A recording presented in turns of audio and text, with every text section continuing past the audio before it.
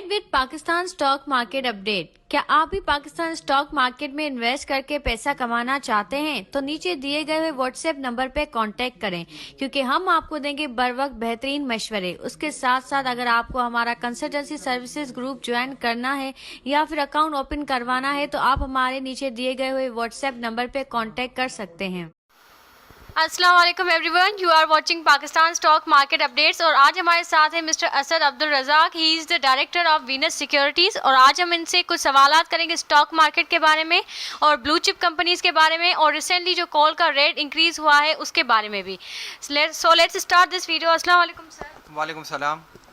Sir मेरा सबसे पहले सवाल है कि जो ब्लू चिप आइटम भी जो मार्केट में सोल्ड हो चुके हैं, जैसे ओवर सोल्ड हो चुके हैं, जैसे कि पीएसओ हो गया, लोटे केम हो गया, एंग्रो हो गया, तो क्या जो लॉन्ग टर्म के इन्वेस्टर हैं क्या वो ये सोल्ड करें, क्या वो मार्केट से एग्जिट हो रहे हैं अभी? रिसेंटली जिस तरह से हमारा इंटरेस्ट रेट का सिनेरियो वगैरह 15% पे टी बिल वगैरह के जो ऑप्शन हो रहे हैं, तो देखने में ये आया है कि जितने भी जो लॉन्ग टर्म इन्वेस्टर हैं वो या तो डिविडेंड यील्ड में जो 15 या 16% की जो यील्ड हिस्टोरिकली देखने में आ रही थी, तो वहाँ से ऐसा हुआ है कि वो मूव कर रहे हैं जो टी बिल और जो फिक्स जो रिटर्न है वहाँ पर, क्योंकि यहाँ पर स्टॉक मार्केट में ऑब्वियसली जो आपको भी पता है कि यहाँ पर रिस्क फ्री रेट तो नहीं है, फ्लक्चुएशन होती है रेट की, तो वहाँ पर टी बिल में जो है वो रिस्क फ्री रेट है, तो इसकी वजह से काफ़ी जो है वो इन्वेस्टर ने अपना रिस्क फ्री रिटर्न जो है वहाँ पर हेज कर लिया एक तरह से। Okay sir. Sir second question है, जैसे कि बहुत बड़ी इंडस्ट्रीज़ पे सुपर टैक्स अनाउंस हुआ है, तो क्या उसकी क्या एक ये भी रीज़न है कि इन स्टॉक मार्केट पे इतना प्रेशर है, उसके अलावा जो है कंपनी के रेट जो इतने नीचे आ गए, मार्केट में वॉल्यूम भी नहीं है? जी, काफ़ी टाइम से वॉल्यूम का जो रहा है कि वॉल्यूम जो सिग्निफिकेंटली जो है वो डिक्लाइन हुए हैं, और उसकी रीज़न यही है कि आईएमएफ का जो है वो काफ़ी टाइम से यही हो रहा है कि आज आ रहा है कल आ रहा है आईएमएफ का फंड, जो कि अभी तक जो है वो मैच्योर नहीं हुआ। तो अब यही होप कर रहे हैं कि जब तक आईएमएफ का फंड नहीं आता तो वॉल्यूम वगैरह का तो कोई ऐसा वो नहीं देख रहे। और रिसेंटली आपने ये भी देखा कि जून क्लोजिंग भी थी, उसमें भी काफ़ी फंड ने जो है वो स्टॉक मार्केट से पैसा निकल के जो है वो बैंक्स में और उसमें किया था। बाकी जो आपने सुपर टैक्स की बात की, तो सुपर टैक्स का ये है कि ऑब्वियसली जो वन टाइम जो है वो उसका तो हिट आएगी, नेगेटिव इम्पैक्ट आएगा इसका जो FY22 का जो रिज़ल्ट है उसमें ही, क्योंकि ऑलरेडी जो है कंपनी जितने भी अनाउंस किया था जो प्रॉफिट, तो उसको हिट पड़ेगा डायरेक्टली, कंपनी को ही हिट पड़ेगा इसका, और इनकी अर्निंग भी डिक्लाइन होगी और डिविडेंड भी एक्सपेक्ट कर रहे हैं कि काफ़ी हद तक या तो डिविडेंड अनाउंस नहीं होगा या तो है वो कम होगा। तो ये तो है नेगेटिव इम्पैक्ट है वन टाइम है। अब गोइंग फॉरवर्ड देखते हैं कि इसका क्या होगा, क्योंकि मेन जो है वो अब आईएमएफ का ये है कि आईएमएफ का कंसर्न है कि वो कब तक इसका मेच्योर होता है, जो इसका ट्रांच है इसका 7 और 8 ट्रांच वो कब आती है उसके बारे में देखना है। सर अभी आपने ट्रांच की बात की, तो वो तो जस्ट $1 बिलियन की ट्रांच है। उसके अलावा आज न्यूज़ आई है कि आईएमएफ कह रहा है कि आप चाइना से लोन ना लें, और रिसेंटली उन्होंने लोन लिया है $2.3 बिलियन का, और अगर वो वापस जाते हैं उसे $1 फॉर एग्जांपल आईएमएफ देती है तो फिर तो रिजर्व्स और कम हो जाएंगे, फिर उसका मार्केट पे नेगेटिव इम्पैक्ट आ सकता है। तो आप क्या देखते हैं इस चीज़ को? देखिए, तो चाइना का जो है वो ये तो अल्हम्दुलिल्लाह के जो है वो इसका फ़ंड आ गया 2.3 बिलियन का, और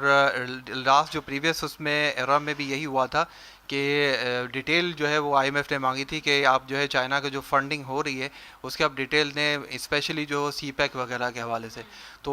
ये पहले भी हो चुका है। अब भी जो है वो ऐसा ये नहीं है कि जो है वो चाइना जो है वो फ़ंड जो है निकाल लेगा, बट ये कि ऐसा इन्होंने डिटेल ली है कि आप डिटेल दें कि अगर चाइना फ़ंड कर रहा है आपको और जो है आपके पास रिजर्व में पड़े में, तो उसकी डिटेल क्या है और उसकी केस कहाँ कहाँ इसको जो है आप यूटिलाइज़ करोगे, क्योंकि ऑब्वियसली कब दूसरा कोई फ़ंड जो है वो आपको फंडिंग कर रहा है तो वो भी मालूमात करेगा कि वो उसका भी अगर वो कहीं किसी कंट्री में जो है फंडिंग कर रहा है तो उसका भी पैसा सेफ है, तो वो इस हिसाब से वो देख रहा है, और काफ़ी कंडीशनलिटीज़ लगाई गई हैं उसमें, ये कंडीशन ये भी है। तो आई थिंक जो है वो चीज़ें जो है ऐसा इतनी नेगेटिव इसको नहीं लेना चाहिए, क्योंकि पहले भी इस तरह से हो चुका है, और ये नहीं है कि चाइना जो है वो इतना कर लेगा, क्योंकि अगर आप देखें कि सीपैक का जो लास्ट जो एरा था उस पर $45 बिलियन का ये पूरा प्रोजेक्ट था, तो उसमें काफ़ी हद तक जो है वो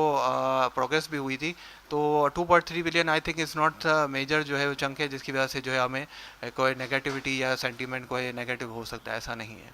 सर मार्केट जो है वो डेली स्लोली नीचे ही जा रही है, और ब्लू चिप कंपनीज के जो रेट है वो भी नीचे जा रहे हैं। इंटरेस्ट रेट तो मतलब पूरा साल अब ऐसा ही रहेगा, तो क्या मार्केट भी पूरा साल नीचे ही रहेगी, क्या मार्केट भी डाउन ही रहेगी?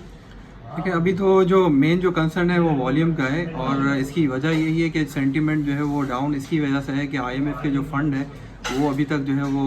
इसका जो 7th और 8th ट्रांच जो है वो अभी तक आए नहीं है। तो सबसे बड़ा यही है, वो मार्केट वेट ये कर रही है कि आईएमएफ का ट्रांच आ जाए, इसके बाद जो है वो कुछ एंट्री लें, तो इसकी वजह से वॉल्यूम भी कम है। दूसरी चीज़ आपने कही कि ब्लू चिप आइटम, तो ब्लू चिप आइटम काफ़ी इतना बड़ा इसका पर उसके ऊपर इतनी डाउनफॉल नहीं आया जिस तरह दूसरी अगर हम देखें साइड बोर्ड पे आया है। इसकी वजह ये है कि एक तो ये डिविडेंड भी है और अर्निंग भी है, तो ये ठीक है, इसका जो है वॉल्यूम कम हुआ है, बट ये कि गोइंग फॉरवर्ड अगर ये सब चीज़ें हो जाती हैं, आईएमएफ का ट्रांच वगैरह और सेंटीमेंट बहाल हो जाता है, तो गोइंग फॉरवर्ड देखते हैं कि इंशाल्लाह बेहतर ही होगा। और दूसरा ये कि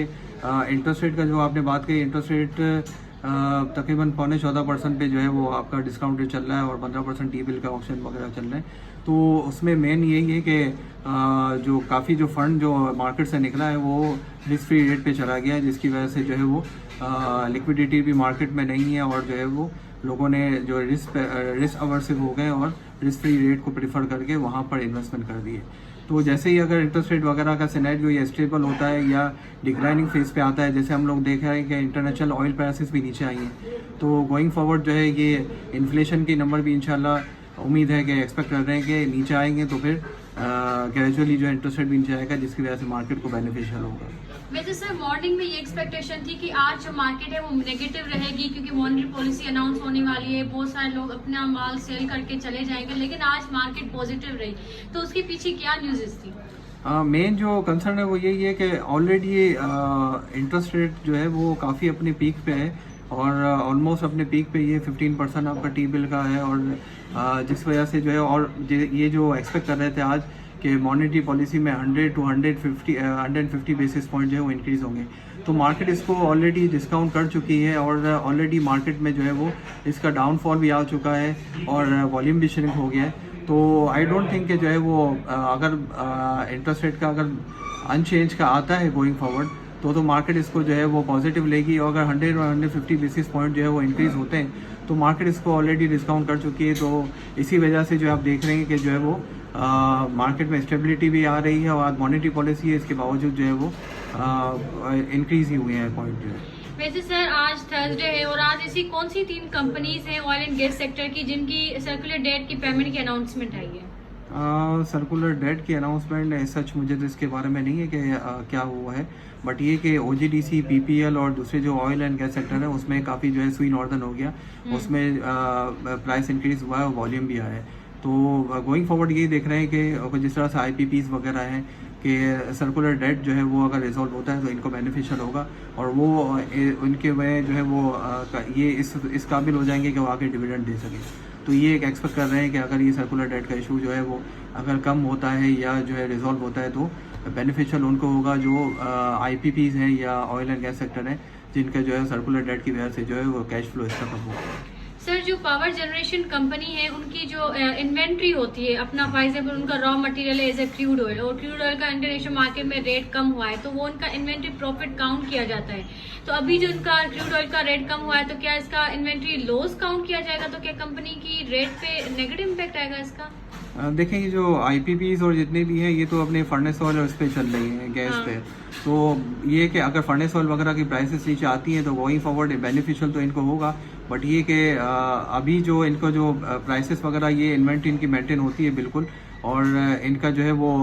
जो इनकी जो फ्यूल की प्राइसेस हैं वो तो ये पास ऑन करते हैं, तो अल्टीमेटली ये पास ऑन ही करेंगे, ऐसा नहीं है कि जो है वो इनको जो है वो हिट पड़ेगी। ओके वैसे सर आपको क्या लगता है कि ईद के बाद मार्केट कैसे परफॉर्म करेगी? वैसे मार्केट एक्सपेक्ट यही कर रही है कि ईद के बाद जो है वो वॉल्यूम भी अच्छे आएंगे और मार्केट भी परफॉर्म करेगी, और एक ये जो मॉनेटरी पॉलिसी की वजह से जो मार्केट रुकी हुई है, तो ये भी एक डिसीजन आज इसका आ जाएगा, तो वो एक्सपेक्ट यही कर रहे हैं कि बेहतर ही होगी, और इस दौरान अगर IMF का कुछ चीज़ें आ जाती हैं जो पॉजिटिव होंगी तो बेहतर लग रही है आगे इंशाल्लाह। सर आप कह रहे हैं कि मार्केट आगे बेहतर ही लगेगी, तो लग रही है आपको, तो आप क्या सजेस्ट करेंगे इन्वेस्टर को कि वो कौन से शेयर्स में इन्वेस्ट करें? अर्निंग आप देखें, पहले तो फंडामेंटल जितनी भी कंपनीज हैं जो स्ट्रांग है और जिनकी जो है वो कैश फ्लो भी स्ट्रांग है, उस पर अर्निंग इन्वेस्टमेंट करनी चाहिए। और दूसरा ये कि जिसकी डिविडेंड जो है वो स्टेबल अर्निंग है, एक तो स्टेबल अर्निंग हो और डिविडेंड भी स्टेबल दे रहा हो, तो क्योंकि अभी जो सिनेरियो चल रहा है वो ये है कि 15% आपको मार्केट जो है टी बिल और दूसरे जो है वो रिस्क फ्री रिटर्न मिल रहा है। तो आप अगर ऐसे स्टॉक में जाएं जो ऑल्टरनेटिव जो है वो 15% या 14% जो आपको रिटर्न देते हैं स्टेबल अर्निंग और डिविडेंड के साथ, तो उसमें आप इन्वेस्ट करें, ना कि ये कि जो है वो पेनी स्टॉक या कोई ऐसे स्टॉक में जाएं जिसकी वजह से अर्निंग ना हो या उसके डिविडेंड जो है वो स्टेबल ना हो, उसमें इन्वेस्ट अवॉइड करना चाहिए। Okay sir, thank you so much sir, thank you for your valuable time. Thank you.